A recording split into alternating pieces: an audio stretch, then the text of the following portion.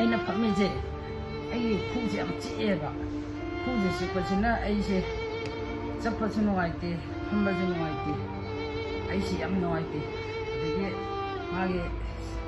ꯁꯦꯕꯥ ꯁꯦꯕꯤ ꯇꯧꯕꯗꯁꯨ ꯑꯩ ꯈꯔ ꯋꯥꯏꯑꯦ ꯑꯗꯒꯤ ꯑꯗꯨꯃꯥꯏꯅ ꯇꯧꯗꯅ ꯅꯣꯏꯕ ꯑꯩ ꯋꯥꯔꯤ ꯑꯃ ꯂꯤꯕꯤꯒꯦꯕꯀꯣ wari libige tawo Thailand Thailand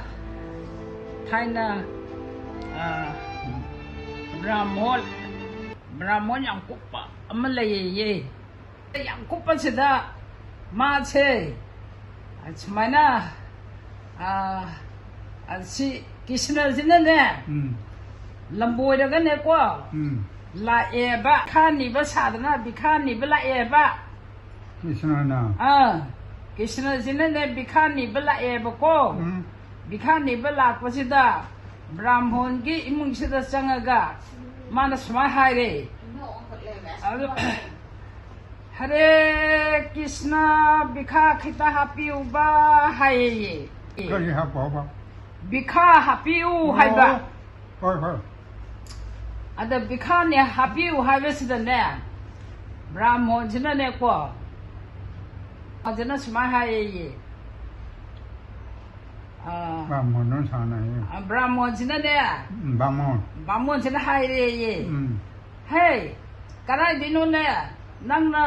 napangane na kaitare na sabang amaroi do nangna bikhane chali do ba thabai ingang suraga kholaga nomaga sagi di haidraga nangna bikhan Nibelai the boy. Salon hai! Hey! Salon hai! Napangwan na kaitare musabang ngamdre, kaitare na sabang ngamdraga, napangwan samu musawre dua, la idwa! Hey! Ade sakre Krishna Jemo. Yarabo. Ade sakre ye. Sakra ganda. Ade sakraga, Hamji, Maiti, Lukabi. Lukhabi tabra Lukhabi malay me ye Lukhabi aduda muchang ye ada Lukhabi sangba dudage man haye Krishna jina muchang ye Hare Krishna bikhari lacheri ye haye ada ida hojiki Lukhabi jina haye bikhari la inhe aidi karai de hakane sidia Aidi karimta sulaite, ching sulaite, karimta jhapi, karimta laite, aidi karai de hakoni bikhari lai sibo. Aidi karai de hakode haidana lukha bisino kochen chendana hingon saman kanagi deva kari panje kari toge yana khalukha de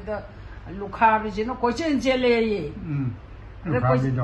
Kochen chele inchana pi pam brakot parana. Heka de ye.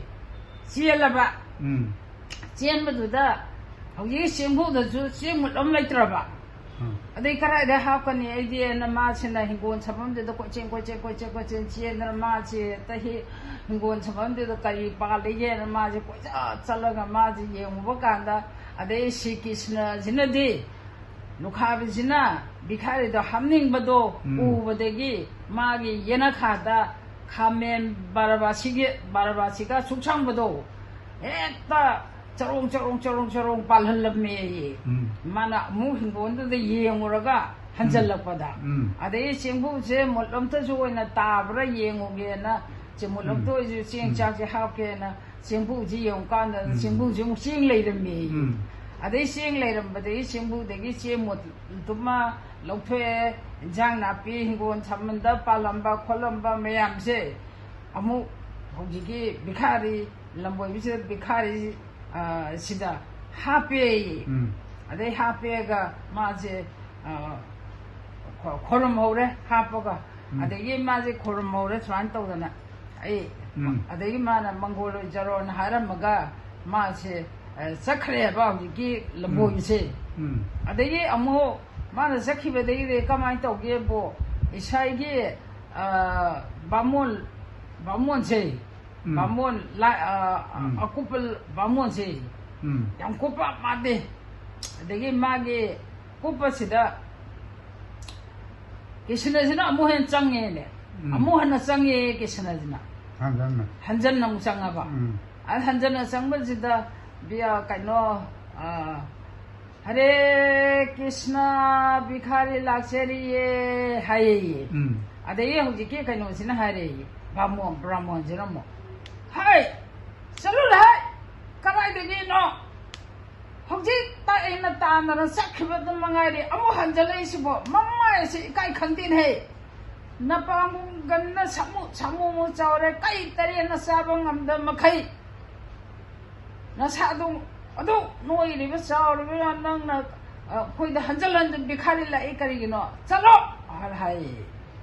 Ade Saidi Ade Yahu said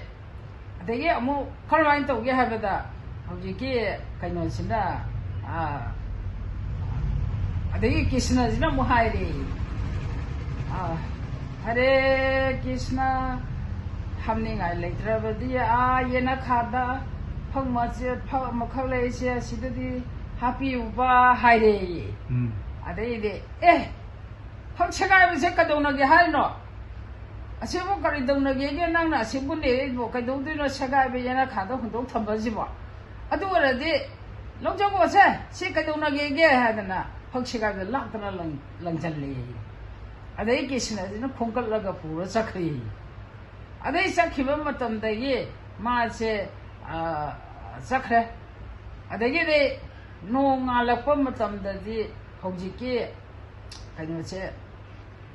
Lukavi said, Brahmon said, no. Lukavi is a Shiraganda.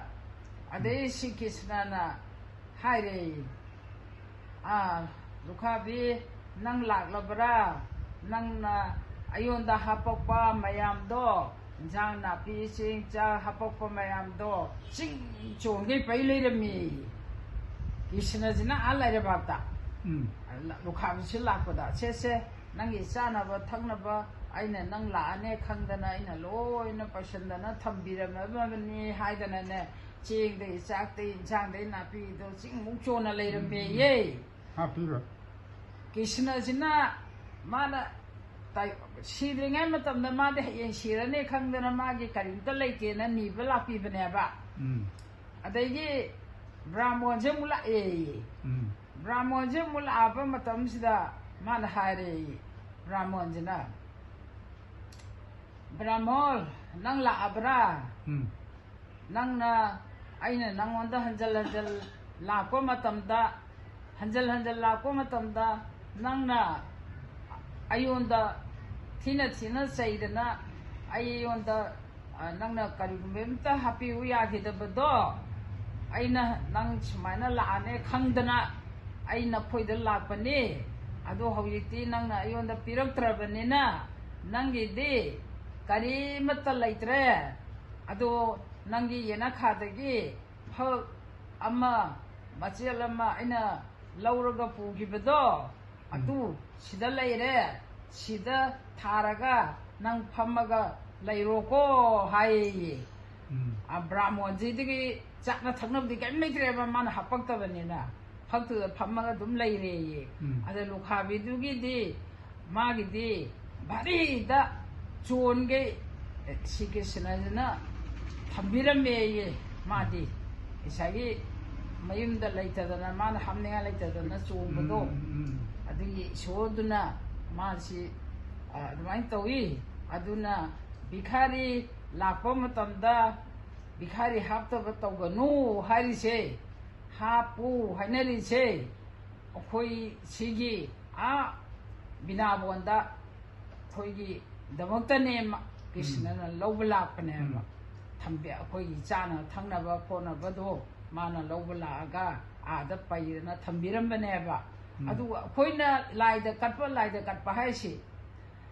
Show the Kalis Show the Kalise Lim the Manganateva Koina Yamna Kasagre Ada Shona Yamna Krishna Kogi the Monta Payra Tambivaneva Aduna so Kaliba, Koliba, Tauriba Mayamse show the Kaseriba Mayamse, Lame the Mama Mande, other pull up Talami whenever. Upon a Sanara, Tangaraba, or Watana, Tambiriba, Shona Kogidamta, Sambiriba, Sabiriba, Atane Hava, aduna ishorbu thajaw ishorbu ningjaw harineba Landhong landau chinda ne landau chinda khoina landau chinda khoram jari se akhoi gi atak ka leba matam do yogura ba matam da akhoi se matam se loira ba matam da ne ko landau ibungo sina pithok trabadi landau chinda pithok trabadi ba ko Lai kala thu nate landau chinda ne akhoi se zalo haidana 인통들어버디 기스나나 부봉암디 하바 난데 부모시나 살로 낭이 마탐 로이레 낭이 싱 로이레 하라 간두다 아 코이시 보이는 부봉암메 아데요 란통나 틴도르가 되니 주리다 범보 란통 진짜 틴도르가 되니 아데기 시기스나나 주리다 범데기 ngairaga makoini mana mu pugiba akwai se Landhong do som nong lu da lai bane lo Landhong Landhong do ke no na thana mai na lai na Landhong lai na lai ka pa ma tam na thana mai ka chen ye koina salam dai da landhong na landhong trabadi kanana chu pubangam de haba landhong sina khoi bu chalo haidana chalo chalo sibina bonda Chacharo nangi matam jawuragle chalo chalo china bondana lanjau jina mo tintui ne ba ade kisna na mo lanjau tudegi wo oga poraga ade mai tawdana kisna jina puroga chali bane ba adu natradi chapangam de haba koi chapa laka kano tawrasu lambida adu tawre ye haraga si dadana hingakpa kaya yauri se landhong na pithokta na toine ba landhong no pithokhradi loire ba adu mana pidabani aduna landhong khoromu malai khoromu si krishna khoromu hari se magi matik magul lai ba Ada landau su ning da bayade landau su ning da bayade Sikishna su ning da bayade kari jino ida Sikishna na khoi ja jom tara bu duri ne ba landau na yum de thido ga dui ne ba aduna animak se ning da su ya ya de ba ma de Landhong de dum lai je ma de thido pi be wa da ne akhoi gi matam loire haidana ana ai nang chalo sibina bonda leihurage koi hakti chalo sibina bonda ai se chalo hari se che khoi mana chalo na inthui ne ba ma leihurage ai si line thau di chapaya dam ne na yum je da leihurage ba aduna chalo sibina bonda ai leihurage ko hari ne oire ai na re haidana ne nungai ta ba tawgano ba landoi bungo ba chena thagwon jawo ba nangna tumba matamda namangda nahada ha adu mama isa nupa ana nano ko no koilang lang ido nangna tumam dai sida landoi bungo che thagwon jawo ba landoi bungo Imaleme sidabi aise mangda hada aina jorom parol aina loli beche aina ngangi beche landoi bungo nang ka aibu ayung nungdil oire kontho piu numidang oire konchen biu aidi kai sukhang jeba nate Imaleme sidabi imana chena thagon biu po nana gi isaje han biu ko manghada mangak no han begano na hayo ba ndo tawdo taibong phawe ba taibong phawri do phaw dana ba tawdana ba landho ibungo da khorom jaw hai ba tumam dai da imale men da khorom mo ba aina mangda hada tawri ba je landho ibungo ayung nung tel oire kontho piu numidang oire konjan biu Nana chan asala di kay sukhang jeba nate mga ngohan to bihen ganu 하이드는네 코름 뭐 해봐 아대기 이말레메 신저비도수 코름 뭐 해봐 그립도 강제번한테 맞아. 아 이말레메 말레면. 어 나나에 되게 숙강제번한테 나나이디 저만에 또 오도가 아이디 그 숙강제번한테 아이기 망다 하다 떠오르면서 헌비우고 아이 그래 숙강제디